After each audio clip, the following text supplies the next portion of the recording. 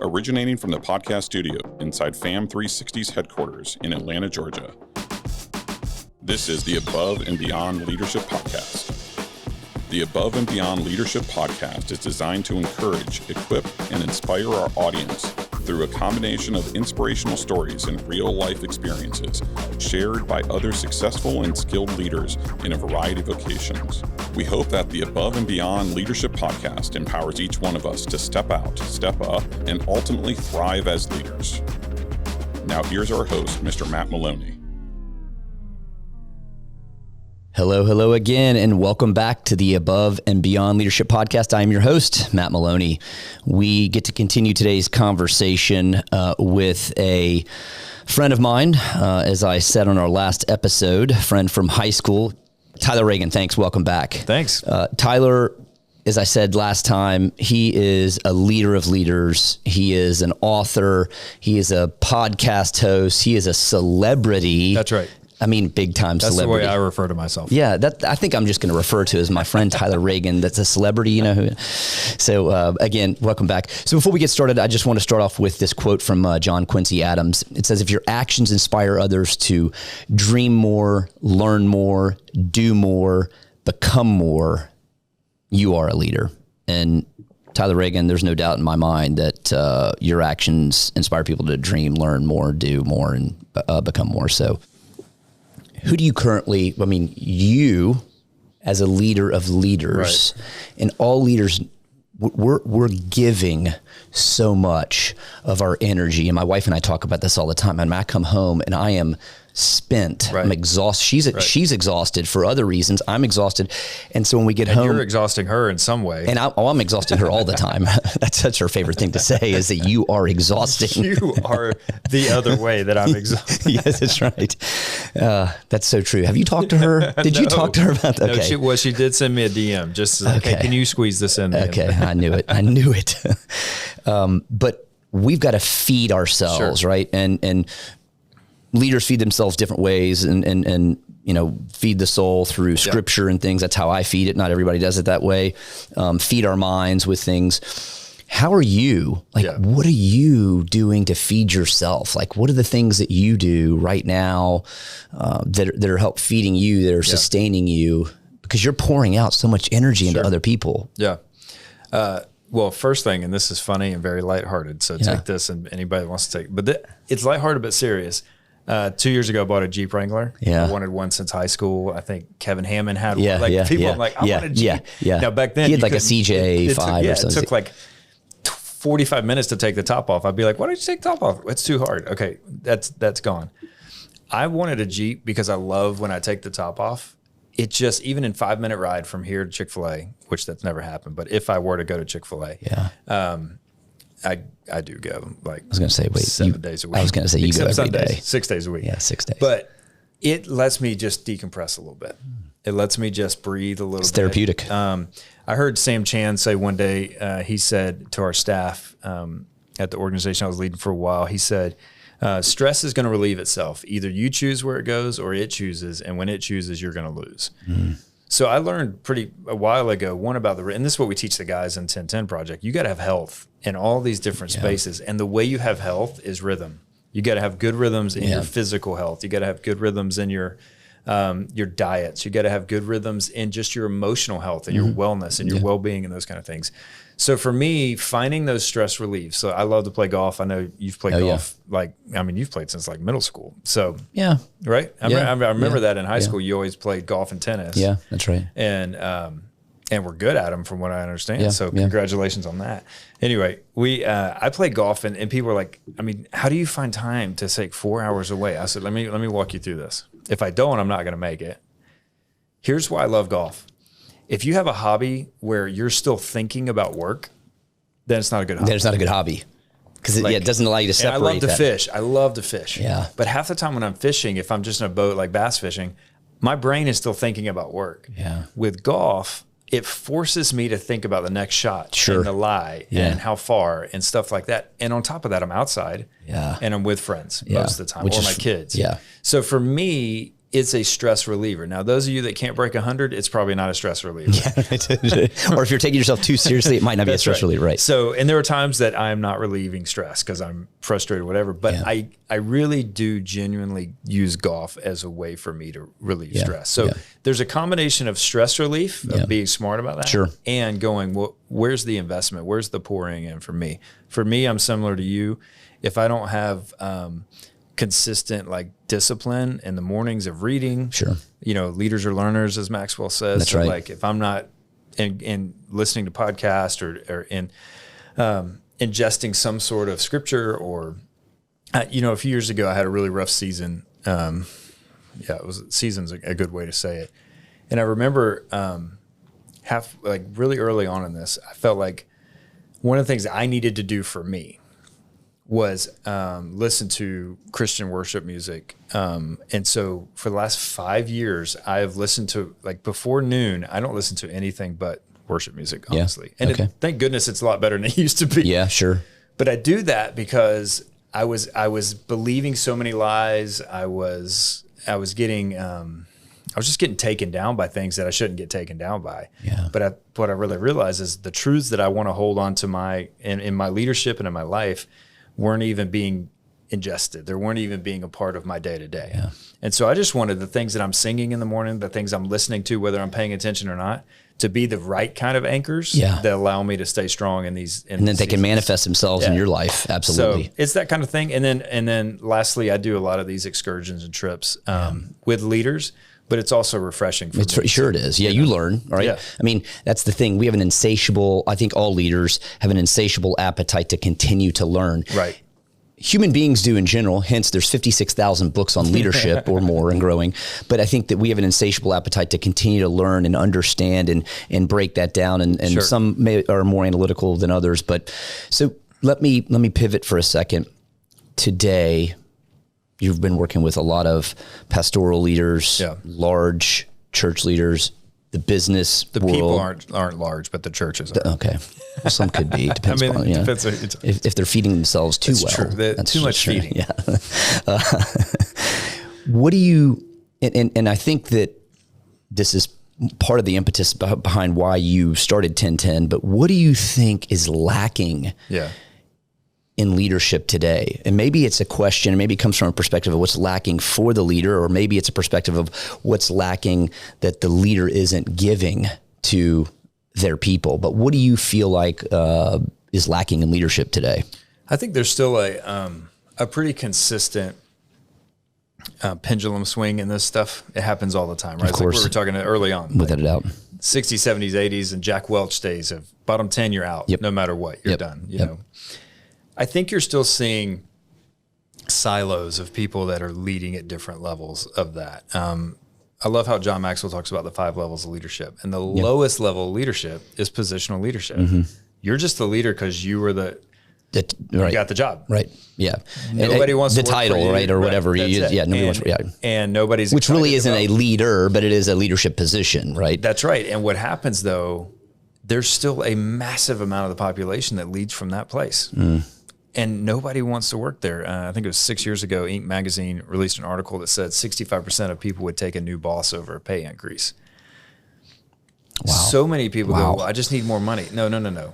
Those of us that have had the more money or the less money jobs and know that the culture is better and whichever one, like we would always take a better culture and a better boss. Yeah. Because it affects everything. Without a doubt. Everything. Yeah. So, and I think I don't know if it's Craig Rochelle or Andy Stanley that talks about everything rises and falls on leadership. Mm-hmm. Like, now I read an Adam Grant quote yesterday. Adam Grant wrote The Originals and some different great, he's a thought leader in this space. He talked about how a lot of people anchor into leadership because they're narcissists and they used it and turned it the wrong way, which is allowing them to go, well, leadership matters because I'm the leader and look at me. And I matter. And this is, What I think you and I believe is it's the opposite. Without a doubt. My job is to lift up those around me. Yeah. It's the upside down, we call it the upside down leadership model because so many people for so long have looked at it from the ladder, the pyramid, whatever. And we have this kind of this visual that we have that shows that. And we are at the bottom and all of our people are at the top. So when I think of a lack, I think it's those who haven't flipped that script. Yeah. I think it is, Lencioni has made an entire fortune off of this concept. Without a doubt. There's 5 dysfunctions of a team. To be a really functional team, you flip it upside down. What's crazy in that model, and I've done a ton of teaching on that with teams, is the very top is what most of the culture in the world has as the very bottom, which is results. Mm-hmm. For him, results comes from a massive foundation of trust. Yeah. A massive belief in fighting through conflict. Yeah. A massive understanding of commitment, accountability, and then we get great results. Mm-hmm. And his whole point is, if you sell the same widget, if you guys do the same thing as the company right down the street, and yet you're healthy, you have a healthy team, you have a very functional leadership team, a cohesive leadership team, no matter which product, you're going to have the advantage. Yeah. But a lot of companies do not invest. Matt, I worked with this one, I won't say the name of it, $17 billion oil company. I mean, unbelievable. I did a talk in their C-suite on multi-generational leadership. It was the first leadership talk they've ever had in the C-suite meeting. What? And it's still a $17 billion oil company that's never had. And I sat there, and within 3 to 4 minutes, I could have diagnosed every issue sitting around the table. They had, it was a fascinating sociological psychology. Wow. It was an experience. Here's why I bring that up. Their HR team wanted me to help create a leadership plan for like $100,000. And the CEO was like, I can't take my C-suite away to do a half-day retreat.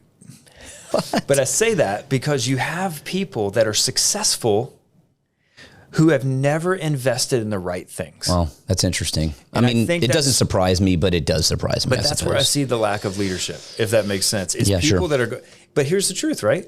If I'm not hungry, then I don't have to figure out where to get food because I have it. But until I don't have the means to achieve that. Sure.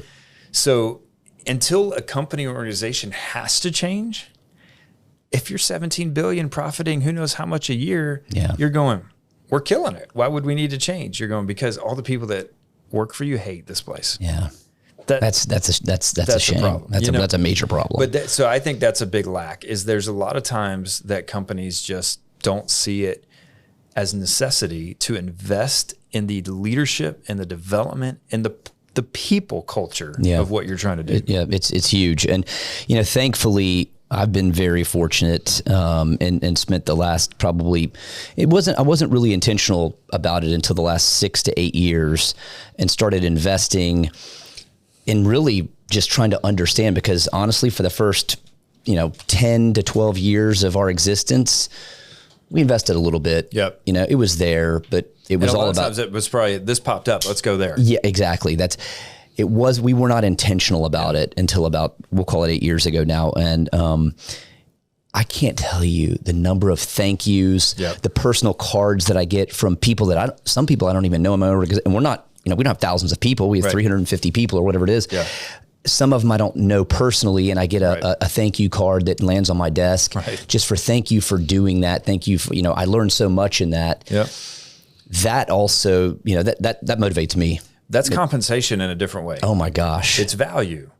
And that's what people have to understand, is like, compensation is not just a paycheck. That's right. But see, we had a generation that believed that your thank you note is the paycheck you pay you every week. Yeah. We don't believe that. Yeah. The next generation, the Gen Z and millennials, do not believe that. No doubt. And by golly, if you're a business that doesn't figure this out soon, you're not going to have any multi-generational people working for you, and you're going to die with your last person. You're right. So it's a necessity. Like, it's not just a hopeful thing or a wishful thing. This is real. And if you don't figure out how to add value that's more than compensation, which is development, care, flexibility, pick the thing, you're not going to make it. Yeah. What would you say for the people, Matt, that maybe were pre the 8 years ago and post that were here for both? What would you say is the number one difference from that intentional investment? Oh gosh. Well, first of all, I mean, we can see that our turnover has gone way down, right? You would maybe expect that, but it has, especially in departments where we have, there's certain departments in our organization that have high turnover regardless. Right. I spent some time with your assistant, stuff like that. Like my assistant. I mean, they just I can't keep them, right? Michelle, if you're listening, please stay. Just kidding. But I think that the number one outcome of all of that has been the quality of the people that we have, and the output of their work, because they enjoy. Yeah.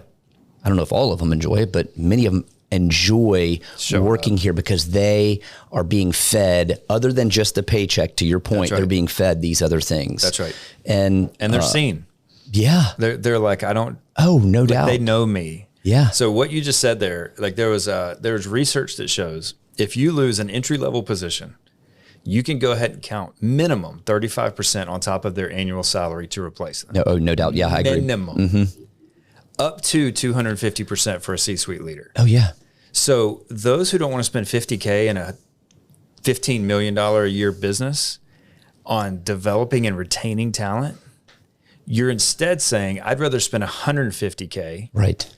Like it's just on washing talent in and out. Doesn't make sense. That's right. But people can't see that. Yeah. And the first thing they cut when business gets tight, when things get, which should be the opposite, is their investment in their people. Yeah. And so what you said is exactly the fruit of the intentional investment. And so I applaud you for that, for sure. Yeah, thanks. That's sometimes it's lonely, sometimes it's thankless, but I do, like I said, I get a lot of those thank yous, and it encourages me and then motivates me to continue to invest in that. Well, look, one thing that we didn't get into is this concept of, not really a concept, this fact of emotional intelligence. And I think a lot of people talk about emotional intelligence with leadership, but even more so is the mental health of leaders, right? So if it's not emotional intelligence, it's emotional health or mental health.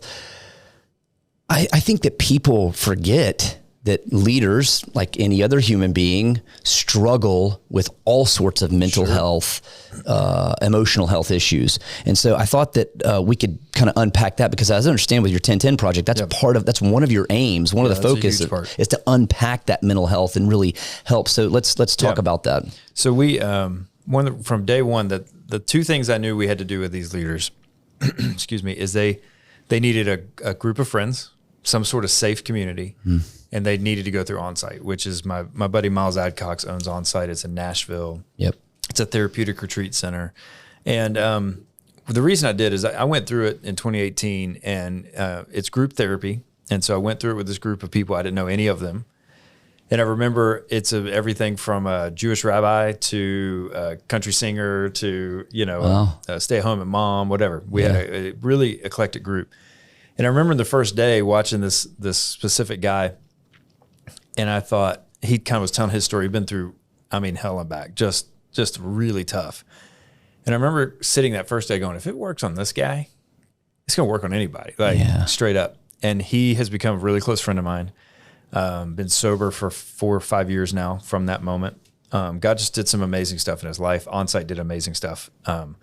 And Miles is a really close friend. And I remember when my pastor friend that took his life, I remember thinking, if I could get every pastor to go through something like that, because most of them won't go through this kind of thing. Right. And even Miles told me this, and he lives in this space. When you say most pastors won't go through this kind of, meaning they won't go through therapy like that, they won't. Therapy, Okay. like the health and wellness, mental wellness. Yeah. What does that look like? Because here's why. Because for years the church has said that means that's a if you're struggling with mental health, that means that's a spiritual issue. In other words, you have a spiritual weakness. Certain denominations, certain backgrounds will definitely make you feel like you got to be able to pray your way through that. And we're going, no, there's some actual chemistry issues. There's some actual understanding issues.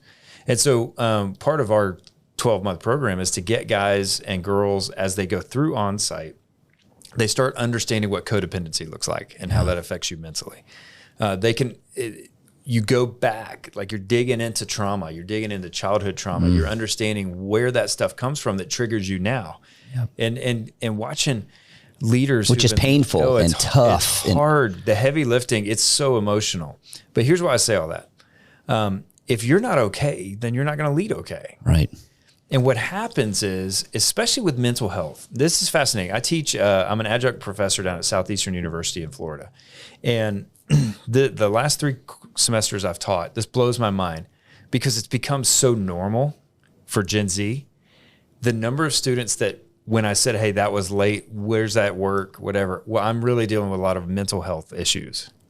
Like now it's almost becoming to where and Yeah. I'm like, well, so am I, and I still have to grade your work. Yeah. So you got to Right. find some sort of balance there Yeah. of we can blame everything else. But here's the truth. Our generation, Gen X and boomers and whatever, we've almost just acted like it doesn't exist. Right. That's right.